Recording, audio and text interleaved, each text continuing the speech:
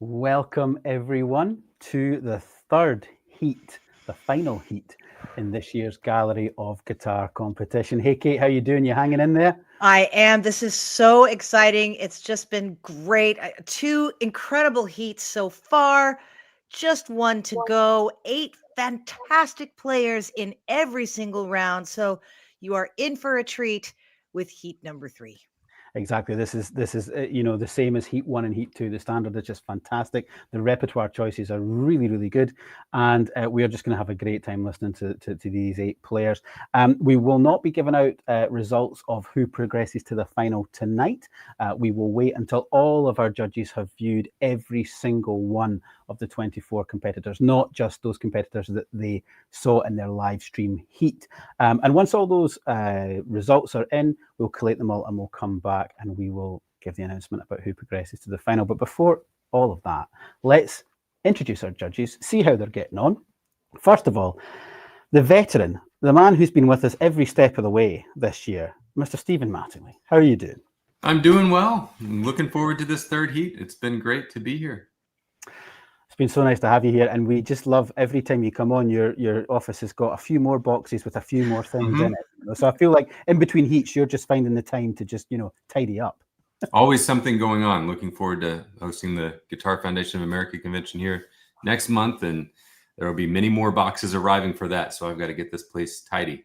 That's all right. Of course, the GFA, it's in Louisville this year. It's going to be smashing, and you've hosted it many times. So you're a dab hand at this, but I'm sure it's going to be a great event as always. Okay, and now we're going to move over to Iceland and welcome back Svanur, who was with us for heat number 2 this afternoon. How are things in Iceland this evening? Yeah, very good. Great to be with you again. Yeah. Excellent. It looks like it is absolutely glorious there. I mean, I know you've got your, as you said earlier, your David Lynchian color scheme there, which is wonderful. Yeah.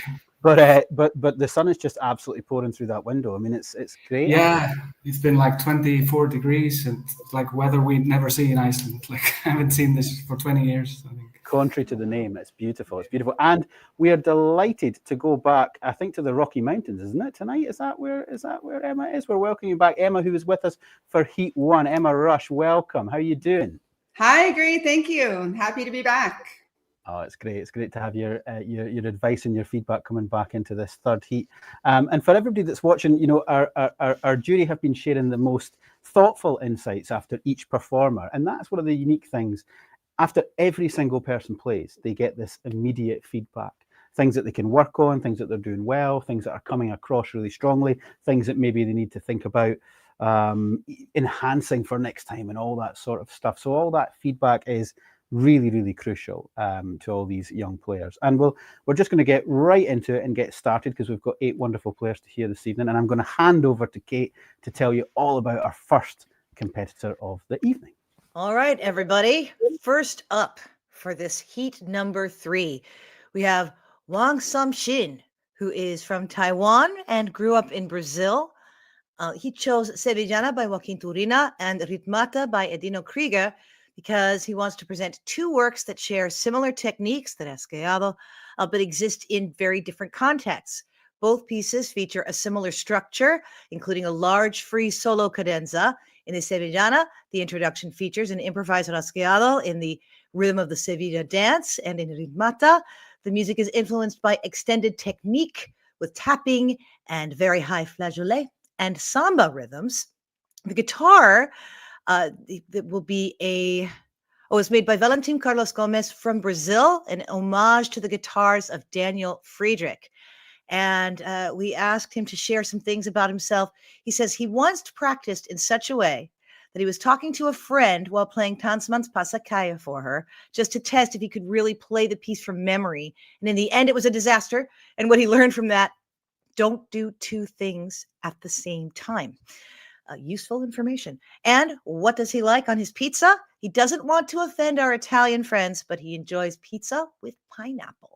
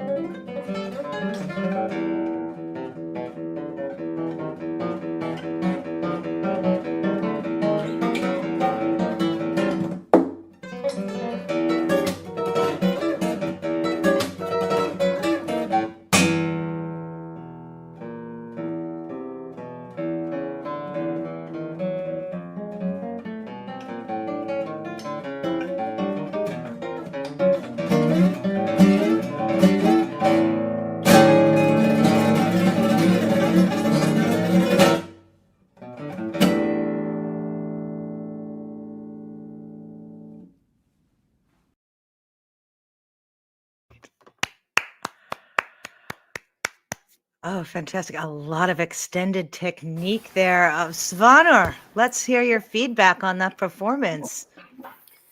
Yeah, really well. This was well. What stood out is just the clarity of rhythm. His really strong sense of rhythm in both pieces, I'd say. Of course, great technical ability and like structural. I don't know how to say it. Like how he structures the piece dynamically. But maybe if I would only just comment one thing I missed a bit, maybe just the sort of warmth of vibrato of the introspective side of the first piece. That's the only, I mean, I would say congratulations, like really nice. Okay, thank you. Emma, anything to add with Sam Shin's performance? Oh, sure. Well, I really enjoyed this. It was a great performance. I saw in the comments somebody posted that there was like a bright and percussive sound. And I thought that's something I kind of heard in both pieces, not just the Krieger where it is so percussive, but I think this competitor really has like kind of their own sound, you know, and you could really sort of hear their musical identity between both pieces. And that's nice to hear. They've sort of developed their own kind of sound. Absolutely, yeah, totally agree. It was. I've just put that comment up. It was Daria. It's so nice. You know, many of the fellow competitors actually watch all the heats and comment on each other, and it's so nice to see. I've sat at so many guitar competitions where you never actually talk to the fellow people, and so much of this is about sort of meeting other people at your sort of age or at your level and finding things out. It's a really interesting point that you both make about that clarity and that crispness throughout both pieces, and maybe looking for a little bit more timbral variation, maybe towards the softer edge, to express some of the more introverted, I think was the word Svanur used. Stephen, are you sort of on the same page as Svanur and Emma? What are you thinking? Sure. Yeah. In speaking to a specific point in the rhythm, I thought it was impressive that the performance included a continuity between techniques, that there was no loss of strong rhythmic pulse coming into and out of Rasgueados in the Torina, and then also in the Krieger coming off of the golpes on the top and into various techniques. He just didn't miss a beat. It was great. Yeah, absolutely. And our chat was starting to blow up a little bit towards the end. It was fantastic. Just, you know, people also appreciating, having never heard the piece before, what was actually done there to sell the piece to the audience. I mean, that was pretty complex, that Krieger piece at the end, you know, and it's challenging. And sometimes if you approach this music, and I think we all probably, you know, will feel this, if you approach it a little bit apologetically or in some way that like you're not 100% in, then it doesn't fly with the audience. But that was not the case there. I feel like that piece was being absolutely performed to us to get us on board as fans of the music, you know. There's something to be learned throughout this entire competition, either from what you're hearing or again what you're hearing from the judges. If you're just joining us, if this is the first time you've seen one of the heats, everything that is said is useful, I think, to every musician, let alone guitarist. So we're learning all of that and hearing new repertoire. So this is very exciting. We started with a bang. Let's move on now to contestant number 2, Suvan Agarwal from Sunnyvale, California. He is performing for us the Allegro Vivo from Manuel Ponce's Sonata Romantica and the Presto from Haydn's 28th Keyboard Sonata. He says he likes the duality of the Allegro Vivo with the slow section sandwiched by the Allegro. He says he chose to play Haydn because he thinks that guitarists don't often play classical repertoire that is of the same quality enjoyed by keyboard, violin, and other instruments. And this transcription is a rare chance to experience what our repertoire might have looked like if great classical composers had decided to write for the guitar. Speaking of his guitar, it's made by the uniquely talented Iranian luthier Saeed Abutalibian. He bought this guitar directly from Saeed after corresponding and becoming friends with him via Facebook in over a year. Saeed's had 2 decades experiencing building traditional Iranian instruments, self-taught, relatively new to making guitars. It is a cedar double top with a balsa core, nearly a triple top. The two tops sandwich dozens of wooden slats, which are all tediously selected from different pieces of wood. It has an incredible volume and a deep woody tone, and Saeed is based in Valencia, Spain. Fun fact about Suvan, he used to sail dinghies in high school, dreams of owning a sailboat someday. As for the pizza, he likes mozzarella cheese and fresh tomato sauce, New York style, all the way.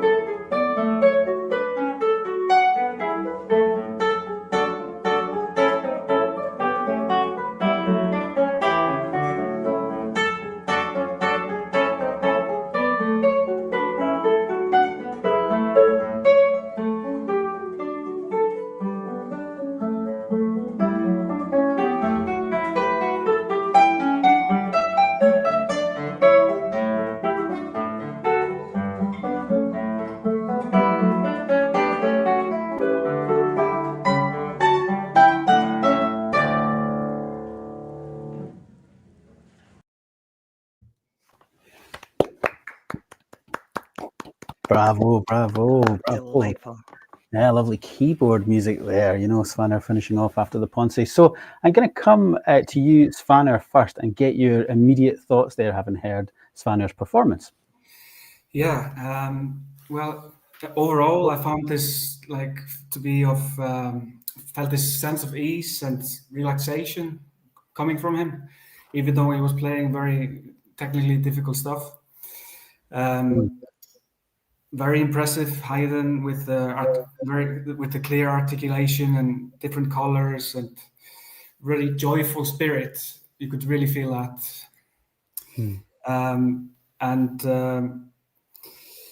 Yeah, I mean, for me, that stood out from the performance, this Haydn. But of course, the other piece was very beautifully played, and especially how he phrased it and the timing of phrasing and all that. So, I mean, bravo!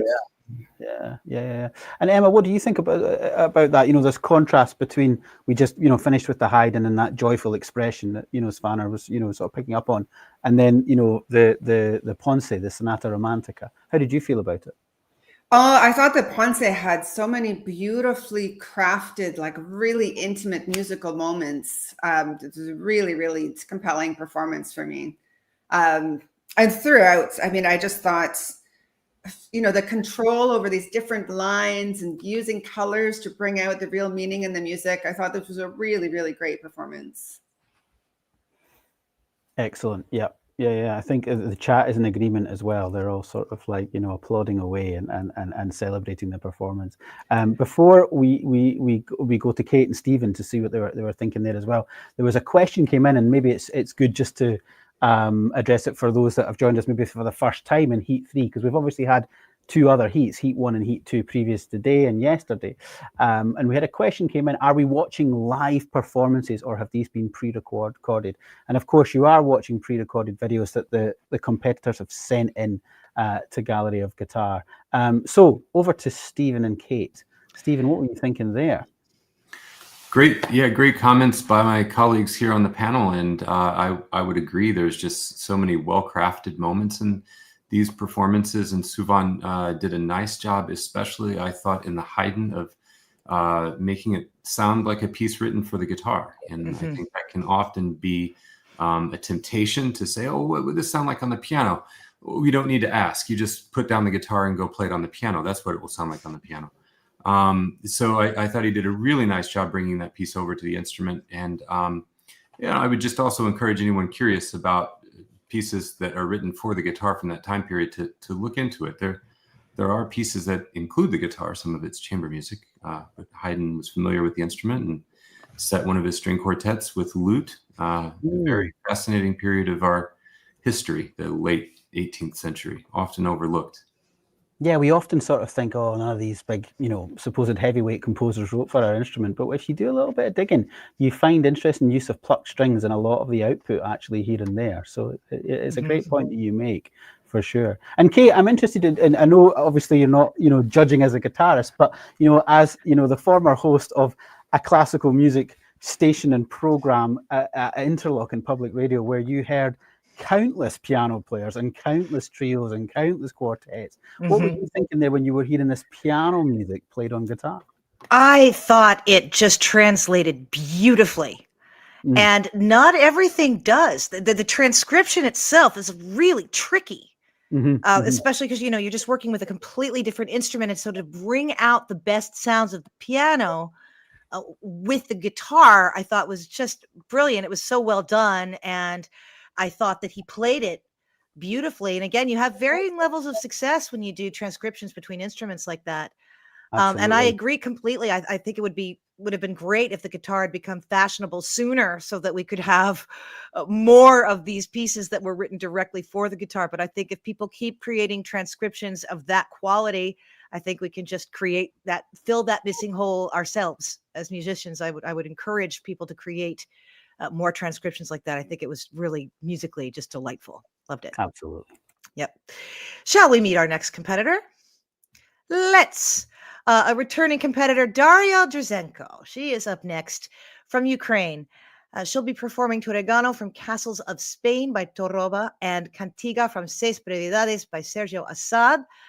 The first piece offers a lyrical reflection on Spanish heritage, while the cantiga was inspired by Parisian dusk. Assad notes that the title Brevidades carries a double meaning. It can mean both a brief form of the pieces and a Brazilian cupcake, suggested they should be taking as a charming musical suite.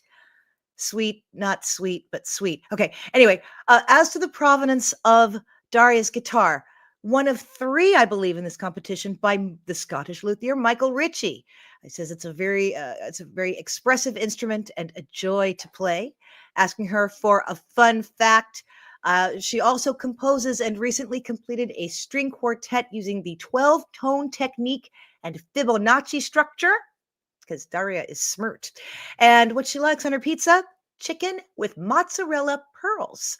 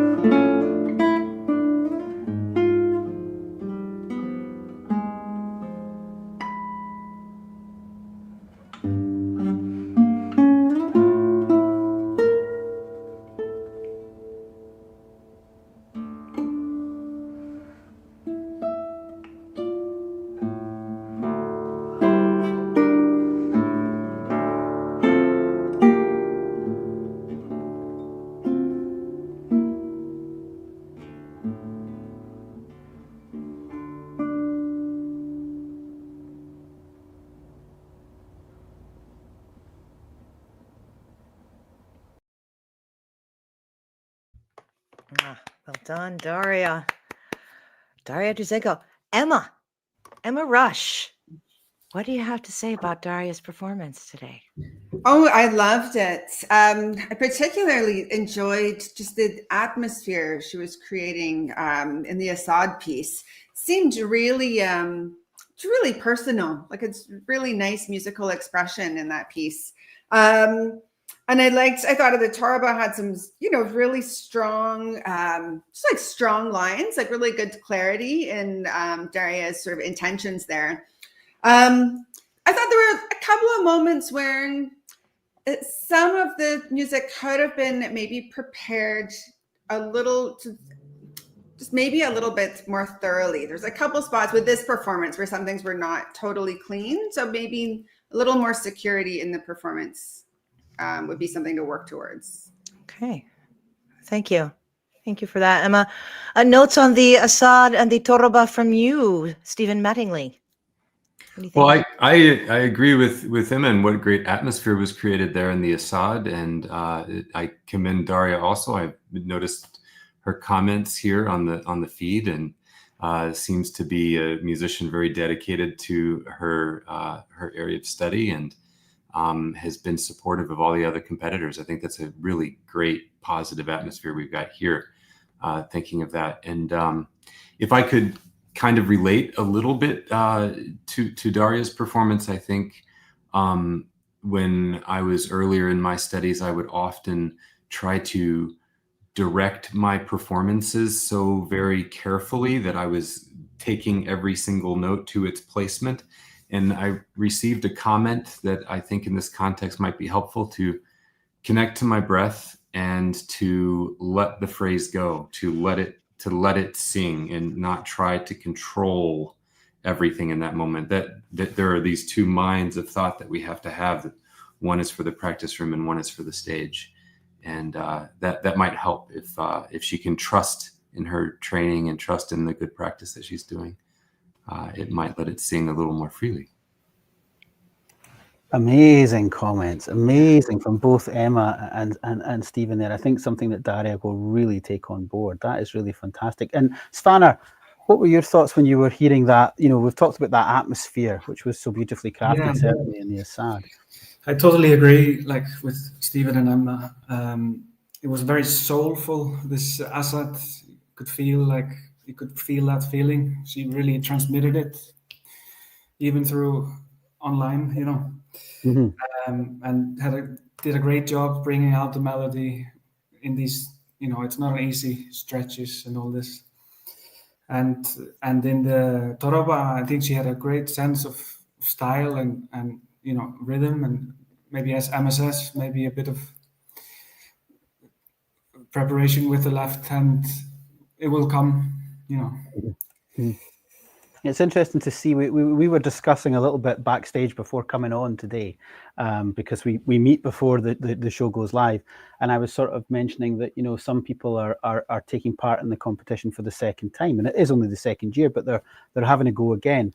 And because of this way of giving this immediate feedback and talking about the players, we can actually see when we go back and listen to some of the heats from the first year, we can hear people performing again, and we can see the evolution in their playing. We can see the development, and I think Daria is one of those examples where actually she's taken huge strides in a year. And really, we know how we work as musicians. It's less than a year, really, because you're getting everything ready and recording these videos, and you've got all your studies and all that sort of thing going on. There's so many things in your mind when you're that age, and you're working so hard, like Stephen mentioned as well. And I love those comments about preparation and then letting things go and just be in the moment and play, and enjoy those experiences for what they are right there. And then beautiful playing from Daria, and lots of stuff coming in on the chat now. It's red hot. It's fantastic. I was asking people to let us know where they were from. We've got people tuning in from Texas. We've got a Belgian contingent there as well. We've got folk from Scotland. We've got people from the US, all over. It's like the global song contest, not the Eurovision Song Contest. We've surpassed it already. So let's move on to our fourth performer of the evening, and it is Misha Ruzov. Misha is from Edinburgh in Scotland, and Misha has chosen to play one of Mertz's lesser known fantasias, purely because he stumbled upon it when casually listening, and really liked it. So we're going to hear a little bit more of that lovely 19th century music from Johann Caspar Merz. Then he's going to contrast that with a Bach prelude. And this Bach prelude is part of an effort to have one entire lute suite, which he'll play from memory. He's almost finished, and he says, however, I have an occasional memory slip, and that can happen now and again. But that's a fantastic goal to get an entire lute suite by Bach memorized. So we've got the Merz and the Bach there.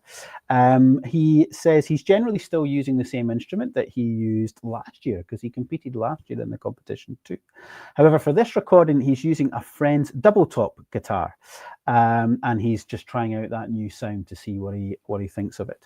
And guitar only became Misha's main instrument at ages 13, 14. Prior to that, he had studied the piano. And on his pizza, he is going for prosciutto, mushrooms, and joining a little bit of our controversial topping choice this evening, a bit of pineapple.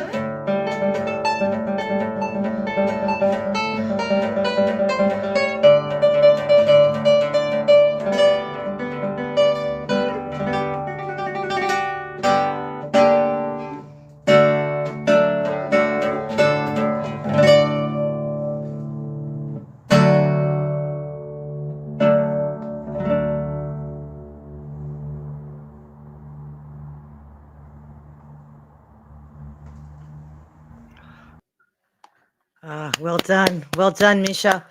Wow. Wow. Now, before we get to the judges, I had a question, and I'm wondering if maybe some of the people watching, not everyone is a classically trained guitarist who's watching our broadcast right now. So a couple of the guitarists have talked about their guitar specifically. We can all understand spruce top, cedar top, but what do they mean when they talk about a double top or even an almost triple top guitar, Matthew McAllister? Yeah, well, funny, a double top is kind of a top of a guitar that's made of 3 different pieces. It's made of 2 thin layers of wood. So if you think of the soundboard of the guitar, that's the top of the guitar, the bit that faces outwards, and it's usually made of spruce or cedar. And double top guitars can be made of either. That was a spruce guitar that you saw Misha playing. And earlier, we definitely had a double top guitar from Suvan, and it was a darker color of wood. Usually cedar's a little bit darker than spruce, and spruce mellows over time as well. But what they do with this double top construction is they make the 2 tops. So there's the top that you see, and there's a top behind it. But in between that, there's a sandwich, and that sandwich can be it's normally of No.3, which is like a sort of a heat resistant sort of space age kind of like material. It's used on like the space shuttle, on the payload doors, like, the sort of fabric around them. It's really heat retardant and heat resistant. And it can get put in between these 2 very thin tops. So that's a very, very strong substance, and it creates a really, really strong structure in between the 2 thin tops. So you can get guitar makers that can go really thin with the tops by creating this sandwich. So 2 thin layers of wood, spruce or cedar, and inside it the No.3. It can also be fiber, it can be balsa, it can be anything that you can put in that's going to create that real strength, and it has strength but flexibility, almost like a drum skin. It's going to move, and there's characteristics associated with it, a punchier sound, maybe a stronger sound. Certainly in the immediacy as you sit next to a player, if they're playing a double top guitar, it can feel and sound a lot louder. Now, I've heard people playing romantic guitars from the 1800s in the same concert hall as other people playing big, supposedly loud double top guitars, and the romantic guitars can carry exactly the same distance to the back of the hall. So some of the associations we make with double top guitars, it can be sometimes the magic of sitting there and getting this big, strong sound right where we are as guitarists. That can sometimes play a little bit with our mind. It's good to sit out in the hall and see what characteristics of sound are traveling. Sometimes bass travels immediately quite far, but maybe doesn't travel. So it's just different constructions of guitars, and you hear people talking about more traditional guitars, double top guitars, and there is a distinctive sound that comes with them, and potentially Stephen and Emma and Svanur may have an opinion on this as well, and more to say on it, as they comment on Misha's wonderful playing as well. But funnily enough, if I can say one more thing before we jump in on Misha, the characteristics that I would normally expect to hear when someone says they're using a double top guitar, I didn't hear so much in Misha's playing, because I thought there was a really bright, crisp timbre of sound. Sometimes double top guitars, to my ear, can be a little bit too rounded in the sound, and there's not maybe as much clarity in them. But Misha's guitar there sounded really bright. Okay. There you go. And some secret sci-fi technology buried between in this, beautiful ancient looking instrument. That's very cool. Thank you for that. No worries. Okay, who are we going to first? Svanur. Okay, Iceland. Yeah, I mean, you could really hear he enjoys playing this Mertz piece that I also didn't know. Never heard this one before. Thought it was very dramatic, very exciting, performance of this piece. Great timing, and the transition from the introduction to the first melodic theme was really well done. And this energy, I really loved it. Maybe with the Bach, maybe the tempo choice could consider that, just for his way of playing.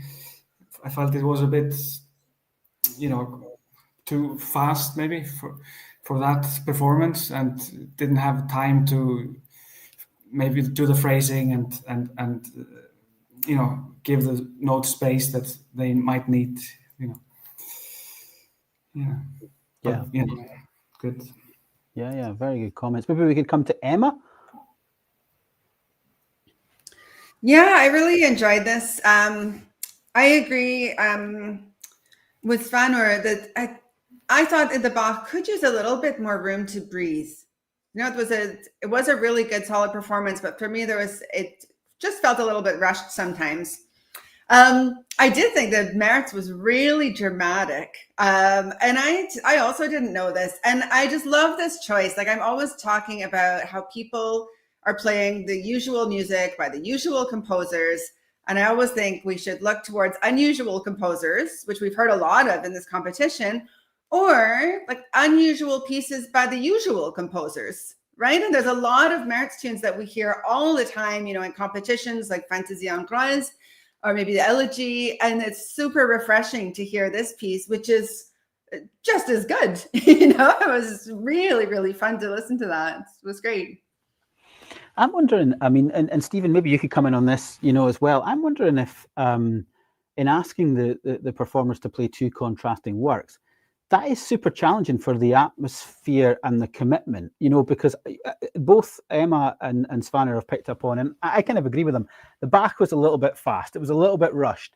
And I think maybe if you're about to do what you're about to do in the Mertz, it's very difficult to put yourself in a serene, calm place where you're breathing the right way and you're feeling all these phrases, knowing that you're about to run the 100 meters as fast as you possibly can, 1 minute from now type thing. And I wonder, that is a very difficult thing to do, that balance of energy through a performance.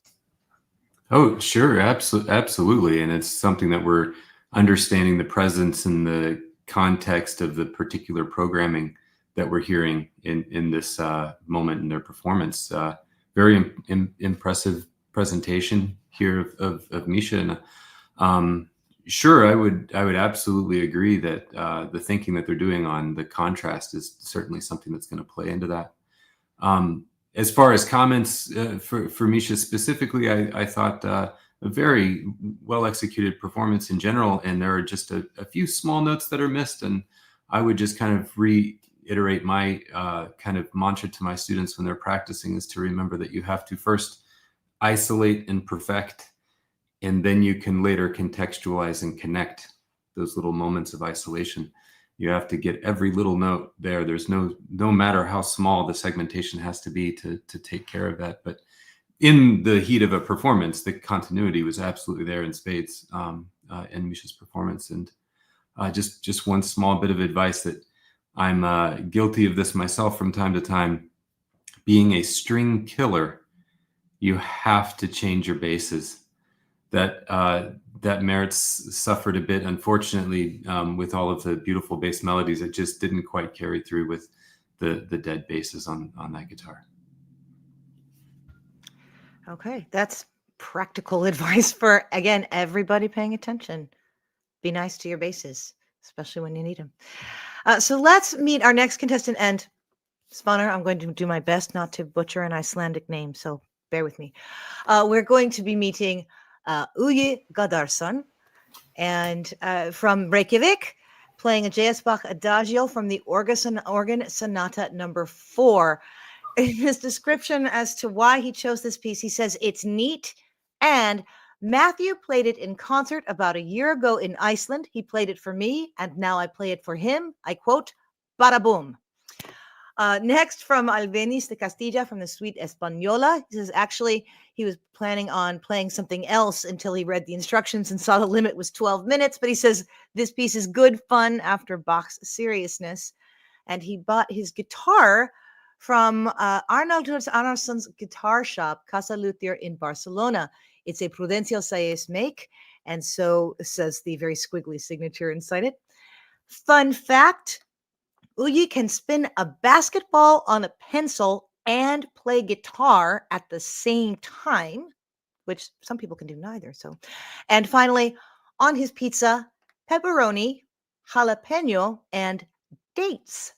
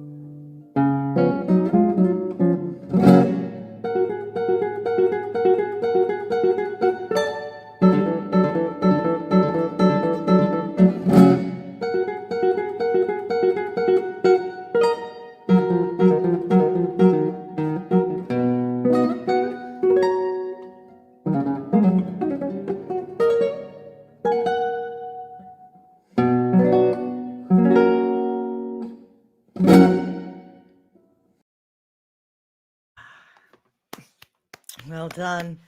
Yeah, a great contrast there between stately elegance and fun, just in those two pieces back to back. Stephen Mattingly, what do you have to say about Yuliia's performance there?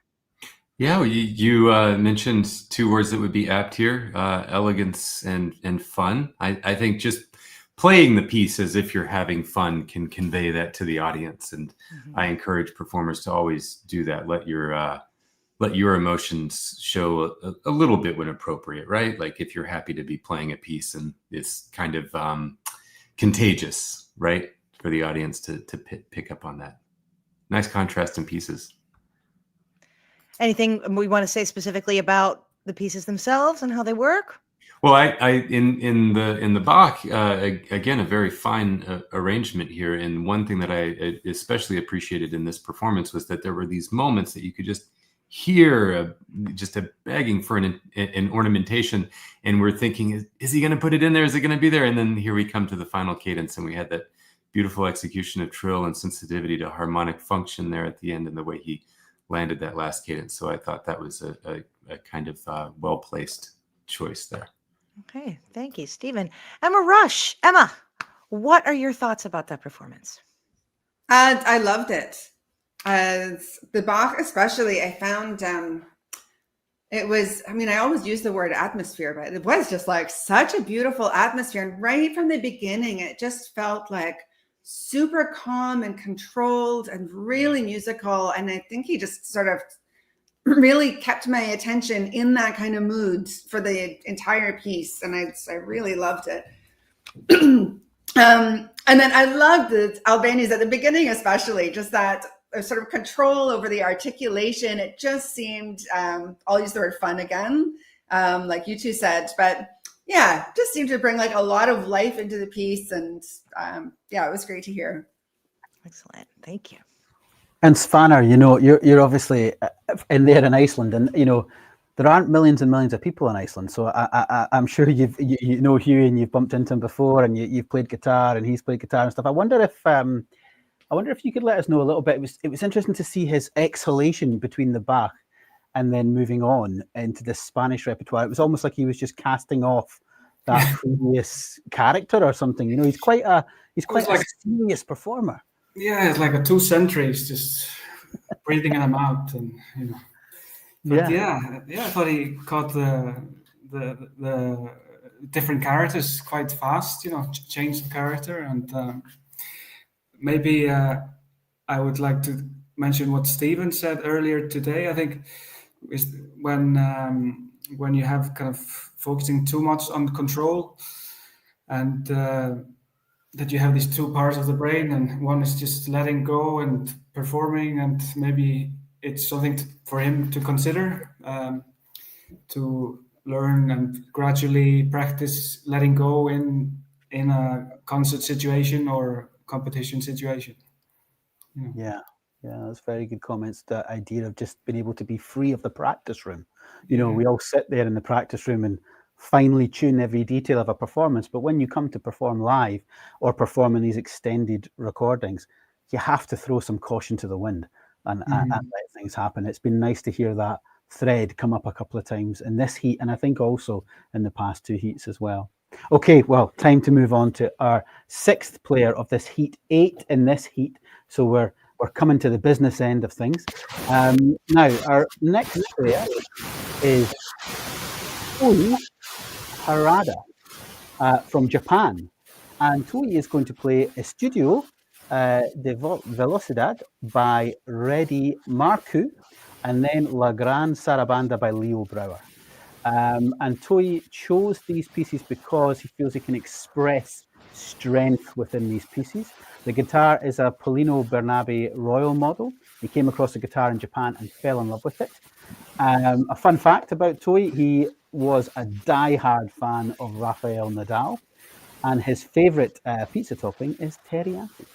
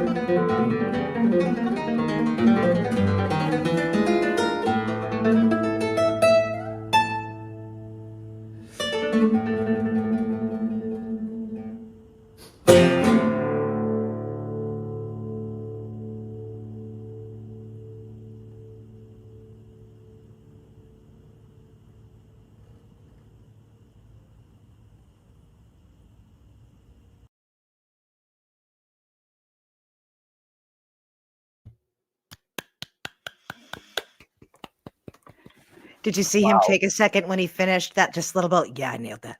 Yeah. That's great. Wow. Wow, Tohi. I mean, did he say in his comments he wanted to show his strength through these pieces? Emma, did he show his strength? Yeah, I would say so.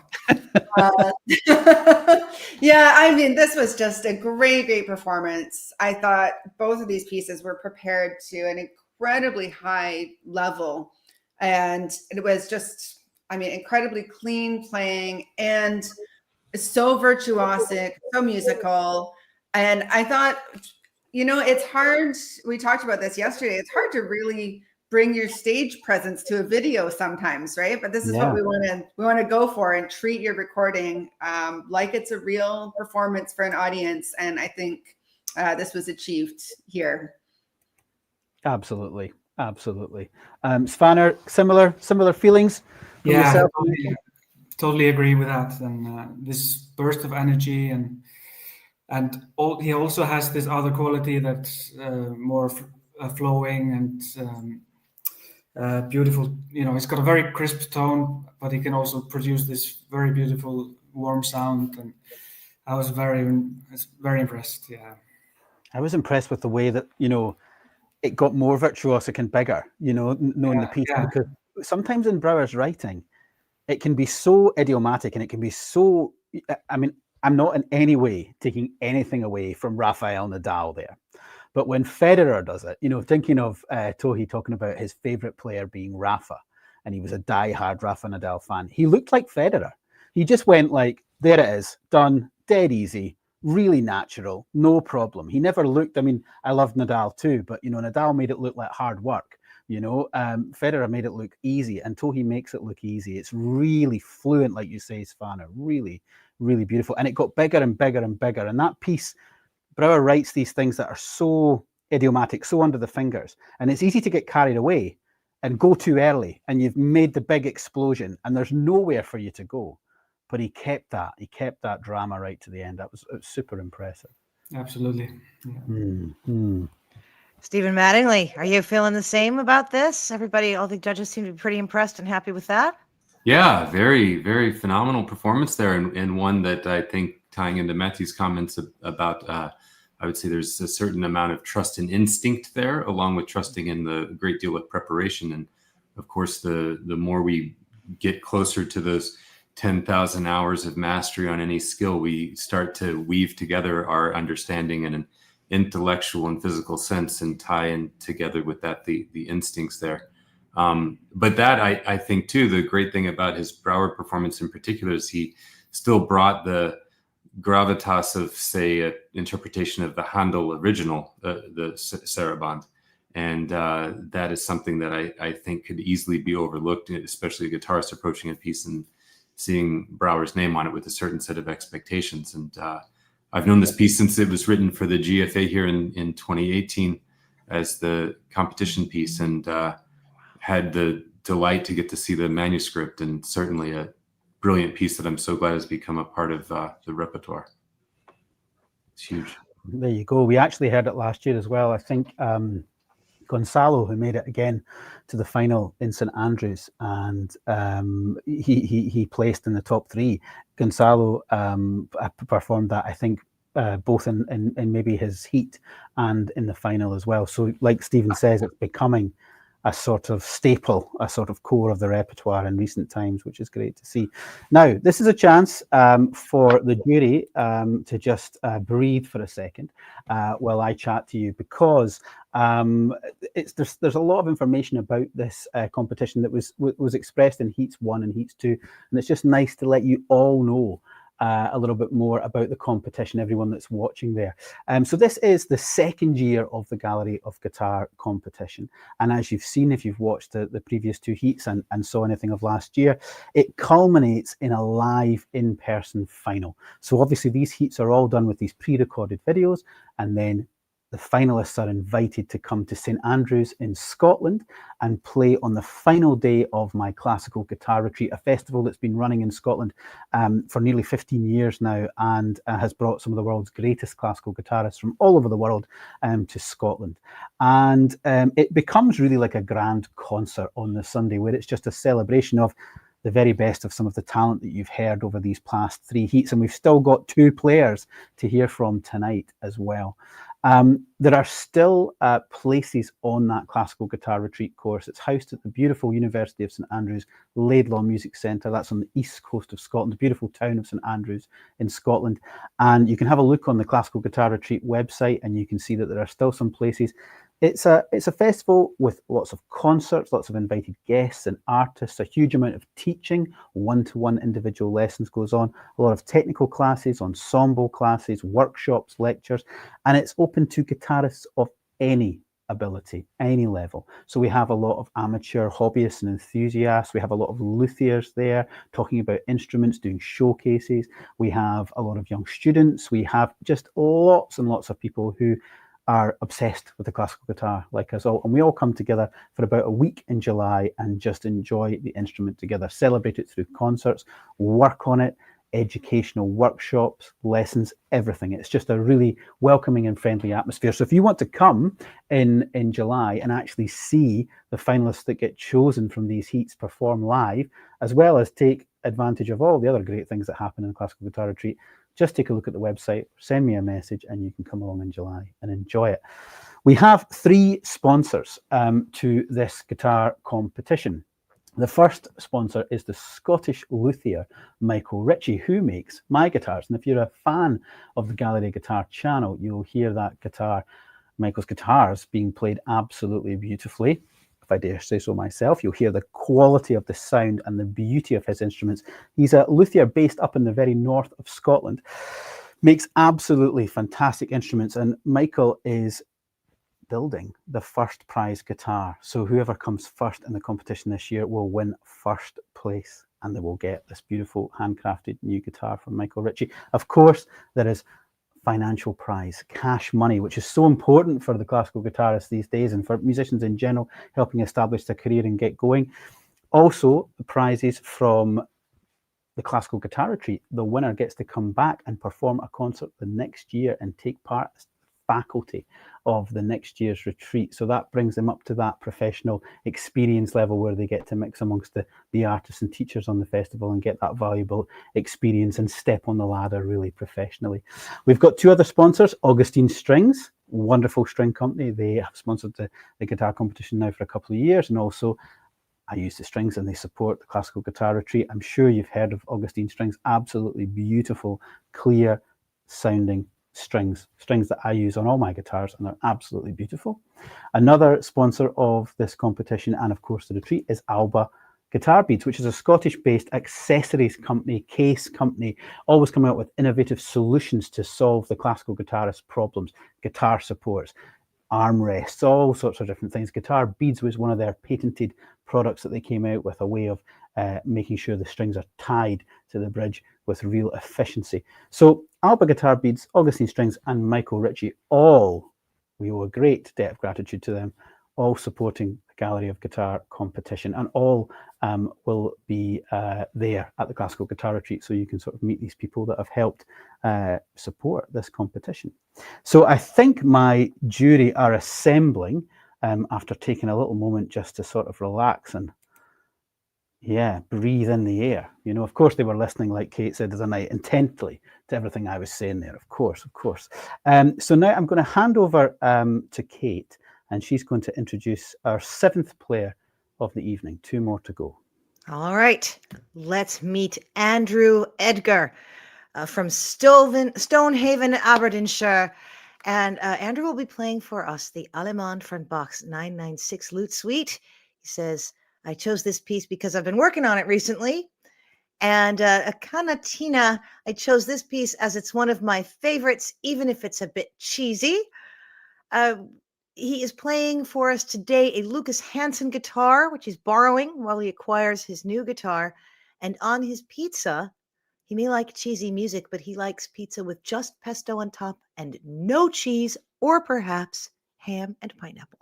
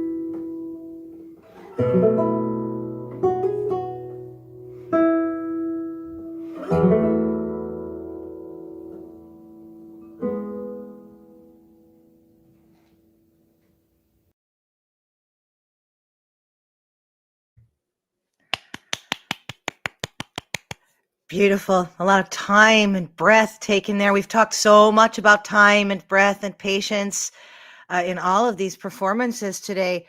Svanur, what did you feel about Andrew playing these pieces? Yeah, exactly that. I thought it was very smooth, beautiful round tone in all register. I liked the fingering of choices of the Bach element. I thought, with the campanella scales, and it sounded very smooth and beautiful. And the same with the cavatina. He really brought out, the melody really well, and just overall, like, very calm and beautiful energy, like I would say. Okay. Yeah, just that elegant. I love that idea. That's so good. Emma, what do you have to add here? Yeah, I thought this was a beautiful performance too. The Bach I really enjoyed. I thought there was many, many beautiful moments in the phrasing. There was the odd time where I thought the tempo maybe was not sort of really staying with the pulse and sort of got away a little bit sometimes. The cavatina, I just thought it was really beautiful. And I think, there's no need to ever apologize for your choice of repertoire and say, like, I know it's cheesy, but I wanted to do it anyways. Like, don't worry about that. Like, if you love a piece, then just play it. And we got from the performance that Andrew loved that music. And it really, I think, really spoke to the listeners. And it's a beautiful piece. So if you love it, don't worry about it. Couldn't agree more.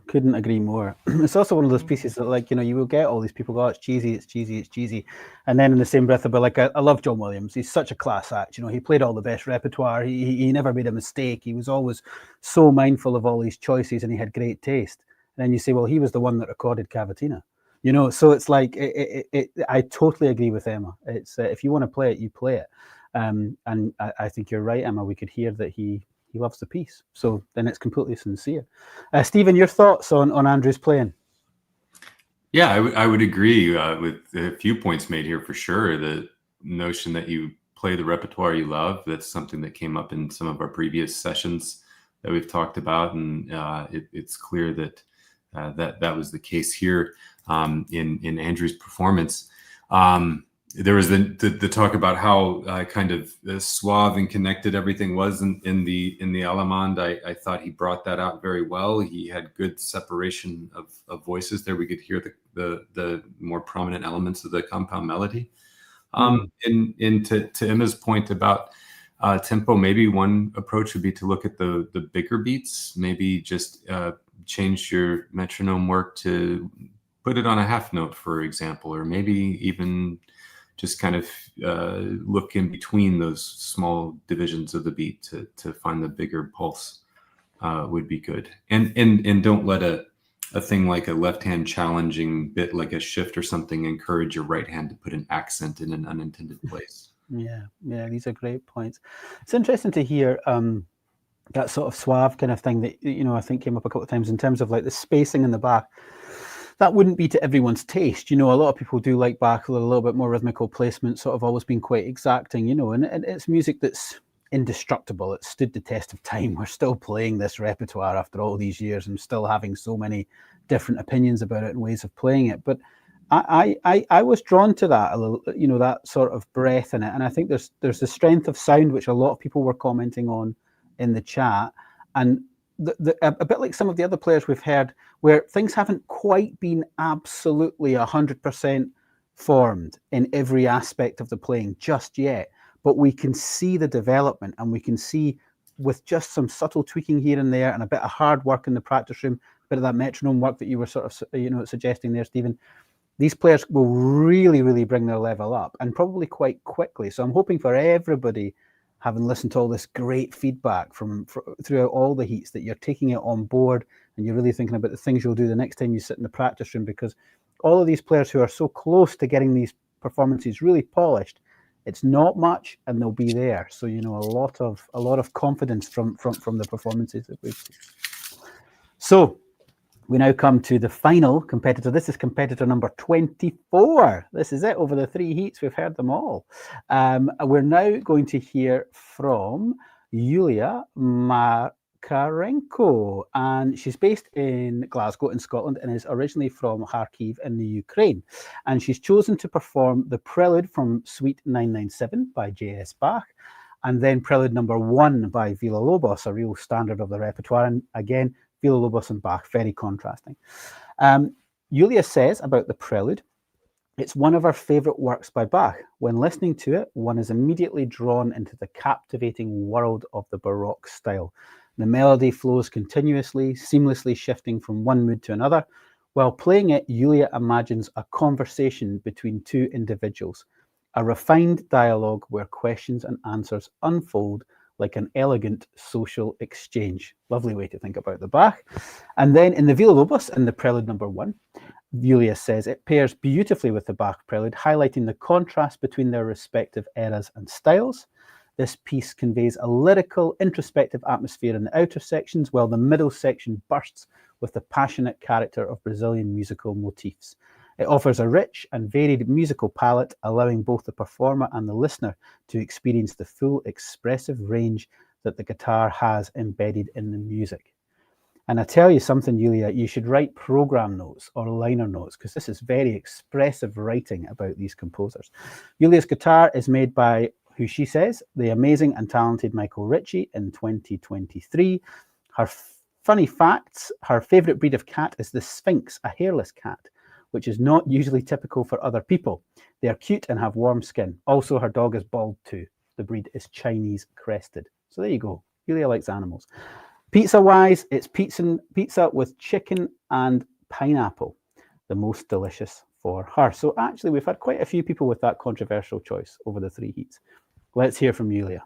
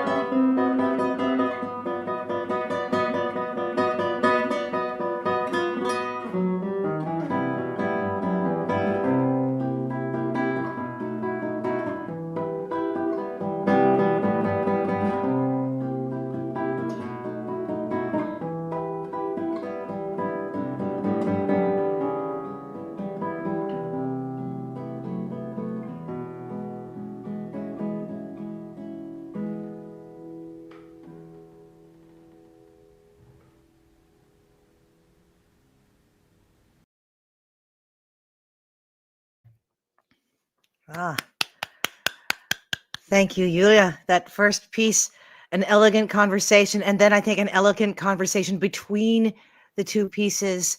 Svanur, what's your feedback for Yuliia? Well, we were talking about competitors from the year before, and I really feel she's really growing as a performer. I thought the Villalobos, like the first section, 8-part, was very expressive and dramatic and really beautiful. How the singing line came through everything and in the bass. Really, dramatic. And I thought her Bach she had a very controlled approach, like chose the tempo that suited her. I thought she gave it quite a bit of space and beautiful tone and that idea of conversation she had. I think it came through. Congratulations. Thank you, Svanur. Yes, Svanur and chat. Everybody talking about that singing line.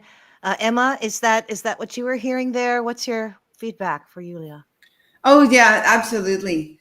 I thought this was really, really musical playing, a really beautiful performance, and I was particularly captivated by the Bach. I thought it her performance just really sort of invited people in to her world. You know, it was really sort of drew people into the instrument, into the music. It was a really, really compelling performance. Yeah, absolutely. And to pick up on not just the compelling nature of it, but the control between the two pieces. You know, she didn't take too much time to just keep going and keep moving forward. And I think that I agree with Svanur. She took quite a bit of space in the back, but there was a feeling of like momentum to the performance. She knew where it was going through both pieces. So okay, she had an idea within the micro phrasing of each thing within each piece, but she also knew what she was doing with the two pieces back to back. And that's not been so successful all the time when people are trying to put these recordings together. So I really appreciated that. Steve, what were your thoughts, Stephen, when you were listening to Yuliia's performance? I think the kind of the calm nature that she seemed to approach with the Bach was really spot on. It was one where I felt it was captivating, as we've said here too, but I felt that there's something deeper going on there in her interpretation, especially in the way I could hear the bass line carry. The attention to detail to that underlying structure was evident there, and I appreciated her approach to the Villalobos as well. Again, very controlled and but not in kind of a mannered way or a reserved kind of way. It was one that had something of interest there. Yeah, absolutely. Well, we've heard 24 really talented young players, and it really has been remarkable last 24 hours, really, when we think about it. You know, I've got to say a huge thank you to all of the jury members who have been with us. You know, Tracy Ann Smith was with us in Heat 1. Of course, Matthew Cochrane was here with us earlier today for Heat 2, and yourself, Svanur, Stephen and Emma have joined us, you know, through multiple heats. So thank you all so much for all the advice and feedback you've given to these young players. I want, you know, everybody who haven't watched their performances, you know, the videos will be there. You can go back and you can get this feedback again. You can recontextualize it in your head. You can go away, practice, and come back. You'll always have the comments of our wonderful jury and that advice for you all going forward. We'll take a bit of time now with all of the jury members to listen to every single performance, not just the performances that the jury were present on each live stream. They'll go through everybody's performance. And then, of course, in the coming days, watch out for Gallery of Guitar and a few announcements, because I will be letting you know when we'll come on live and make the announcement of who the finalists will be and when they are coming, obviously, to the Classical Guitar Retreat in July to perform live for us in the grand final. I'd like to thank everybody watching. The comments in the chat have also been so important and so useful. In fact, actually, there's just some great comments coming in right now, which is absolutely fantastic. So make sure to read the comments in the chat, because for all you young players, these are your supporters. These are your fans of the future. These are people that are going to be coming to your concerts, listening to you play, maybe listening to your recordings, wherever you put them out, if it's Spotify or Apple Music or whatever it is. This is the beginning of a relationship with your audience. It's been really wonderful. The playing has been of such a high standard, and we really look forward to announcing the finalists in the coming days.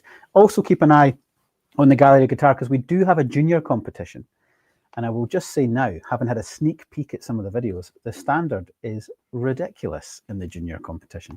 So in the coming days as well, we will have an announcement about just a one final. It will just be live final. There won't be heats. There's just enough players to do it in a oneer, and we will have a real feast of real young ones playing the guitar fantastically. So without further ado, it's going to be goodbye from me, and I'm sure it'll be a goodbye from Kate as well. Got any last words for us, Kate, to close the show? Oh, just thank you so much. It has been a pleasure and an honor and an education. And I think for everyone watching and everyone participating. So thank you so much to the jury. Thank you, Matthew McAllister and Gallery of Guitar, for putting this on. And of course, thanks to all of our wonderful competitors who put so much heart and soul and effort into these submissions for this contest. Exactly. Okay, bye for now, and we'll see you all very soon.